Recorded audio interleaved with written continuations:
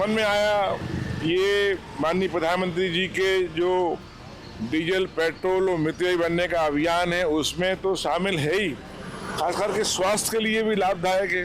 अगर एक घर में 4 वाहन हैं तो आवश्यकता है तो 3 वाहन रख के एक में चलो, और जितना संभव हो सके उतना कम खर्च, चाहे डीजल का हो, चाहे पेट्रोल का हो, चाहे स्वयं का हो, ये जीतू पटवारी जी को संज्ञान में लेने की आवश्यकता है कि वास्तविकता क्या है।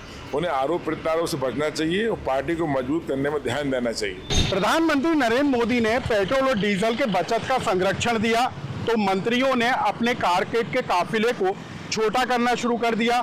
कोई ई व्हीकल से दफ्तर पहुंचने लगा तो किसी ने गाड़ियों की संख्या को कम कर दिया।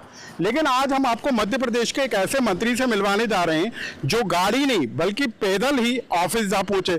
सर, कोई गाड़ियों की संख्या कम कर रहा है, कोई ई व्हीकल से जा रहा है, आप तो पैदल ही चल दिए।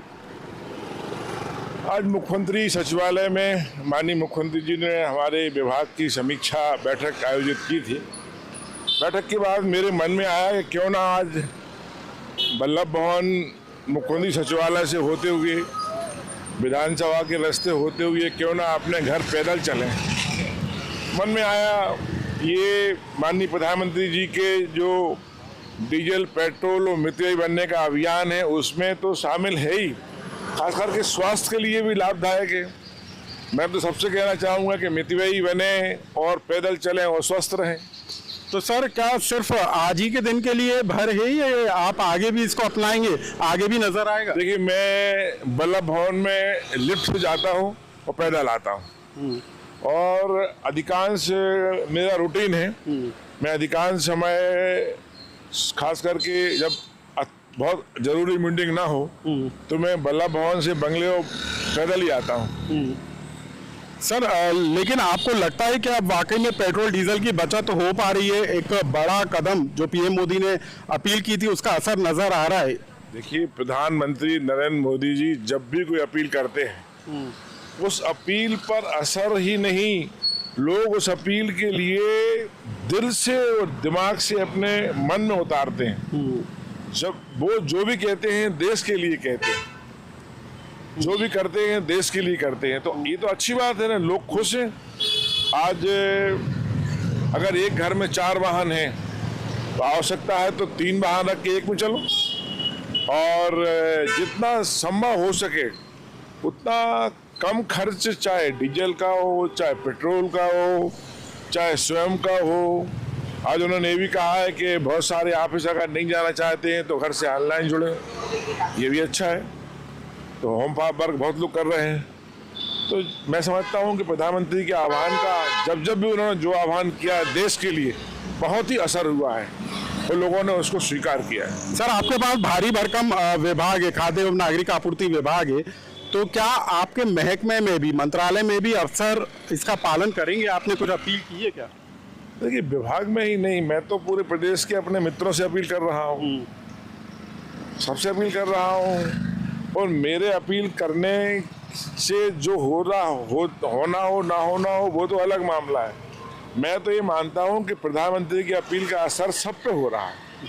हर व्यक्ति को लग रहा है कि प्रधानमंत्री जी जो कह रहे हैं देश के लिए सही कह रहे हैं। अच्छा सर, आप खाद्य एवं नागरिक आपूर्ति विभाग की जिम्मेदारी है, गेहूं खरीदी चल रही है, 75 लाख मीट्रिक टन हो चुका है, 100 लाख मीट्रिक टन का लक्ष्य रखा है, लेकिन विपक्ष तो कह रहा है इससे कहीं ज्यादा गेहूं की पैदावार है। देखिए, विपक्ष का काम है मुंह चलाना, सरकार का काम है जनता की भावनाओं पर खरे उतरना। 78 लाख मीट्रिक टन का हमको अधिकार भारत सरकार ने दिया था, उससे बढ़ के हमारे मुख्यमंत्री जी की मेहनत रंग लाई और 100 लाख मीट्रिक टन की परमिशन भारत सरकार ने दे दी। 100 लाख मीट्रिक टन की तरफ लगातार हम बढ़ रहे हैं। और अब हमारा जितने भी हमारे बियर हाउस हैं पूरे देश में, मध्य प्रदेश में सबसे अधिक भंडारण की क्षमता है, हमारे पास पर्याप्त क्षमता है। अब चूंकि पानी भी कुछ दिन में आएगा तो कोशिश ये है कि जल्दी से जल्दी परिवहन करके, ट्रांसपोर्टिंग करके जो गेहूं परिवहन हुआ है वो बियर हाउस में और साइलों में पहुंच जाए। और जो कहा था मुख्यमंत्री जी ने वो पर्याप्त खरीदी की है। पहले छोटे किसानों की खरीदी की, मध्यम वर्ग की, बड़े किसान की खरीदी की। अभी स्लॉट की जो बात आई तो जिनके स्लॉट बुक हो चुके हैं और उनकी अगर किसी पर्ची कट चुकी है तो खरीदारी उन नहीं हो पाई तो उनके लिए भी टाइम बढ़ा दिया है।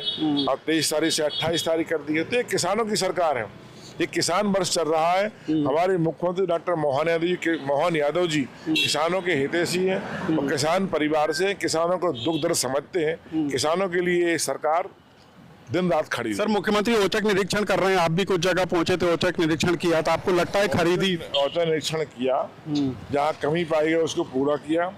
मुख्यमंत्री जी ने किया, हमने भी किया, हमारे विभाग के अधिकारियों ने किया और मैं समझता हूँ बहुत अच्छी खरीदी, बहुत अच्छी सुविधाओं के साथ पर्याप्त समय में हमने भुगतान भी किया और जनता किसान जितना संभव हो सके उतना किसान को सहूलियत देने की कोशिश सरकार ने की। सर, एक और आखिरी सवाल कि विपक्ष जो है किसानों के बीच जा रहा है, खुद जीतू पटवारी कह रहे हैं कि किसानों के साथ अन्याय नहीं हो रहा मध्य प्रदेश में। अब जीतू पटवारी जी को किसानों के बीच में जाके जब वास्तविकता जानेंगे तो किसानों को पता लगेगा किसानों का कितना न्याय हो रहा है। और न्याय नहीं हो रहा होता तो पूरे देश की 78% सीमा में आज भाजपा का राज कैसे होता। आज असम में भाजपा की सरकार आई, पांडुचेरी में आई, बंगाल में रिकॉर्ड तोड़ दिया। जनता खुश है, किसान खुश हैं, तभी तो लोग वोट भाजपा को दे रहे हैं। कांग्रेस दिन रात दिन पर दिन रसातल में क्यों चली जा रही है? ये जीतू पटवारी जी को संज्ञान में लेने की आवश्यकता है कि वास्तविकता क्या है। उन्हें आरोप प्रत्यारोप से बचना चाहिए और पार्टी को मजबूत करने में ध्यान देना चाहिए। तो प्रदेश सरकार के मंत्री हैं जो अब पैदल चल के लोगों को इस बात का संदेश दे रहे हैं कि स्वस्थ रहने के साथ ही पेट्रोल डीजल की बचत की जाए। लोकमत के लिए भोपाल से अनुराग श्रीवास्तव।